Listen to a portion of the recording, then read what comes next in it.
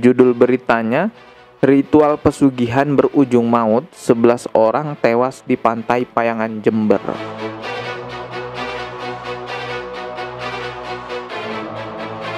Assalamualaikum warahmatullahi wabarakatuh. Selamat datang kembali di channel Dodi Sefriadi. Bagi yang belum tekan tombol subscribe, langsung aja klik tombolnya di bawah dan klik juga loncengnya sebagai notifikasi agar ketika saya mengupload video terbaru kalian mendapatkan pemberitahuan. Kali ini ada sebuah berita yang datangnya dari Pantai Payangan, Jember. Ini berita sangat mengenaskan sekali, guys.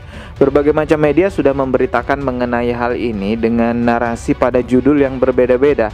Kalau saya lihat beritanya dari Trans Gorontalo, ini adalah media Trans Gorontalo ya. Di sini judulnya ritual buang sial membawa petaka, minta tumbal 11 orang di Pantai Payangan, Jember. Kalau di sini ditulisnya ritual buang sial dan ada kata-kata minta tumbal 11 orang gitu ya.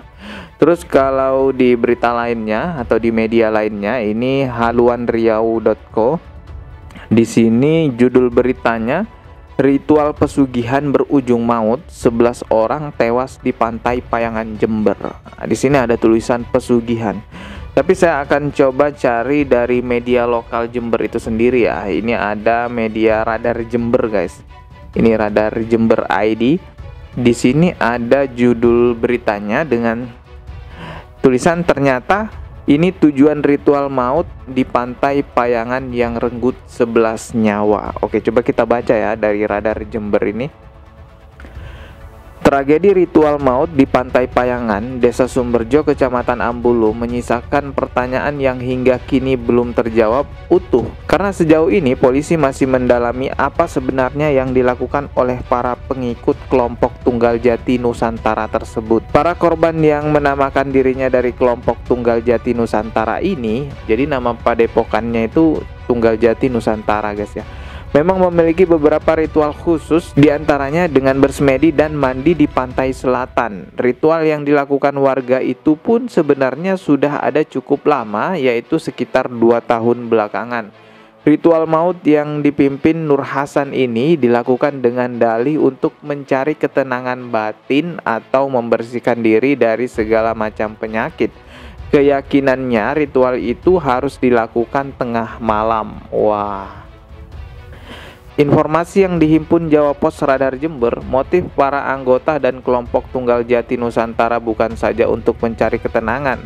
Sebuah video yang beredar juga memperlihatkan sejumlah anggota kelompok ini semacam diruqyah atau diobati secara supranatural. Setelah prosesi itu selesai, keyakinan mereka pasien harus diobati untuk kali terakhir dengan melakukan mandi di pantai selatan. Hal ini diyakini agar mereka terbebas dari berbagai macam penyakit.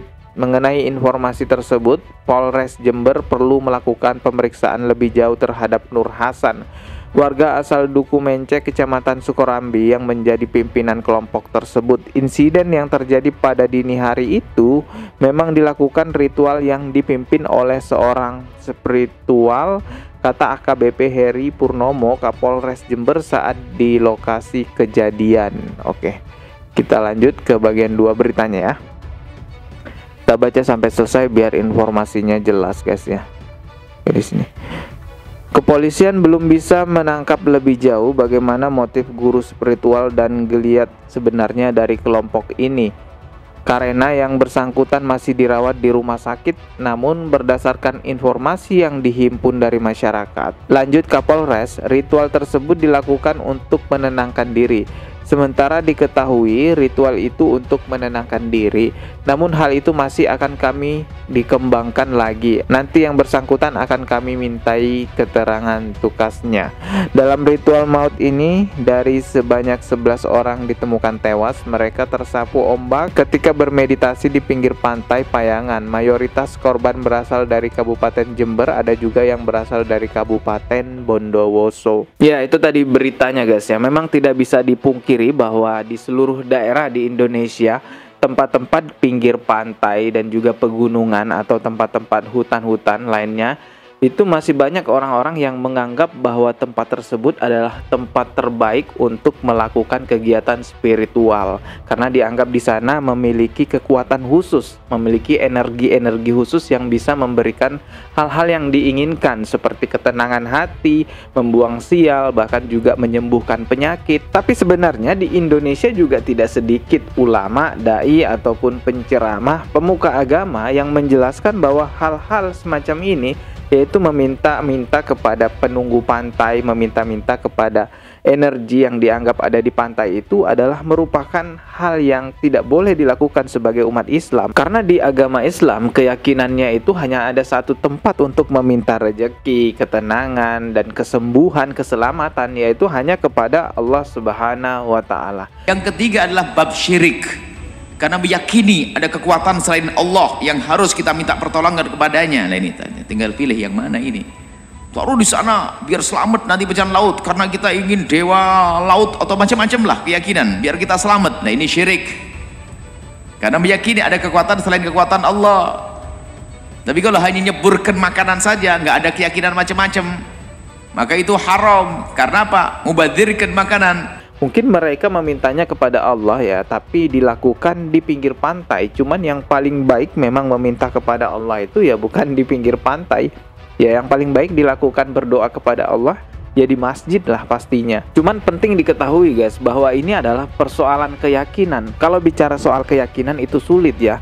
Apalagi kalau keyakinan itu merupakan keyakinan turun-temurun yang sudah dianggap sakral dan harus dilakukan. Mendakwai mereka itu tidak bisa dilakukan secara keras lalu menjustis dan menghakimi mereka, harus secara pelan-pelan. Innalillah.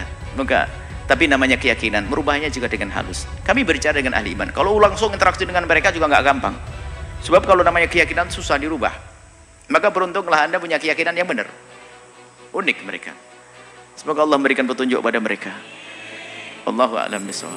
Ya kita doakan aja buat mereka, semoga mendapatkan ketenangan di sisi Allah Subhanahu wa Ta'ala dan diampuni segala dosa-dosanya, diterima amal kebaikannya, dan juga semoga pihak keluarga yang ditinggalkan mendapatkan ataupun diberikan ketabahan oleh Allah Subhanahu wa Ta'ala dalam menghadapi musibah ini. Kita jadikan aja peristiwa ini sebagai pengingat buat kita, pelajaran buat kita yang membuat kita sadar sesadar-sadarnya bahwasanya yang mampu memberikan keselamatan kepada kita yaitu hanya satu, Allah Subhanahu wa Ta'ala. Oke, selanjutnya sekedar informasi aja ya tentang Pantai Payangan. Saya pernah nginep di sana ya, bermalam di sana 2 kali di Pantai Payangan itu, ngecamp di sana. Ngecamp yang pertama saya itu di pinggir pantainya. Pada saat itu cuacanya mendukung, memang ombaknya tidak besar jadi aman pada saat itu. Dan yang kedua saya ngecamp di perbukitannya itu guys ya. Dari bukit itu kita bisa ngelihat Teluk Love. Wah, indah banget memang di sana. Secara view ataupun pemandangan, sekali lagi saya katakan memang indah di sana. Tapi perlu diketahui bahwa ombak di Pantai Payangan itu tidak terprediksi kapan dia akan kecil, kapan tiba-tiba akan besar. Bahkan saya pernah juga itu main di pinggir Pantai Payangan, tiba-tiba ombaknya besar. Akhirnya barang-barang saya basah semua terkena ombak, mulai dari baju, tas saya yang isinya ada KTP, STNK, dan surat-surat penting itu juga ikut basah. Bahkan handphone saya juga ikut basah. Tapi kamera saya alhamdulillah selamat, karena kamera yang saya pegang pada saat itu kamera anti air, yaitu kamera GoPro. Apa namanya itu mas?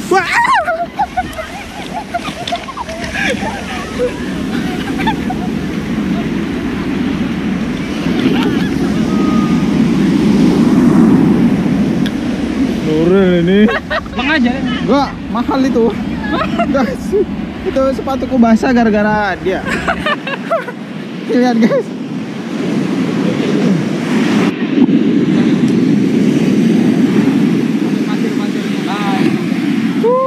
Sampai kan?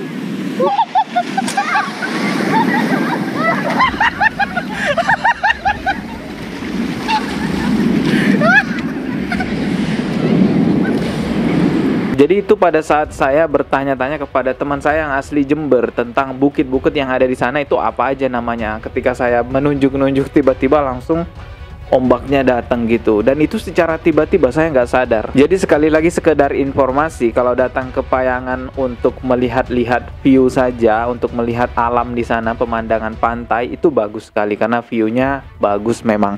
Tapi kalau datang ke sana untuk renang, wah janganlah karena ombaknya besar sekali. Apalagi datang ke sana untuk meditasi ya di pinggir pantai itu. Wah itu perlu pertimbangan yang sangat matang, itu bisa renang apa enggaknya, itu mempengaruhi kan keselamatan orang bisa renang apa enggak. Kalau teman-teman mau nonton vlog saya yang tadi itu, saya akan letakkan linknya di kolom komentar tersemat guys ya. Saya rasa udah cukup, sekian itu aja video dari saya, informasi yang bisa saya berikan, semoga bermanfaat. Mohon maaf jika ada kata yang salah. Sekian dari saya. Oh ya, subscribe dulu ya biar nggak ketinggalan video berikutnya. Wassalamualaikum warahmatullahi wabarakatuh.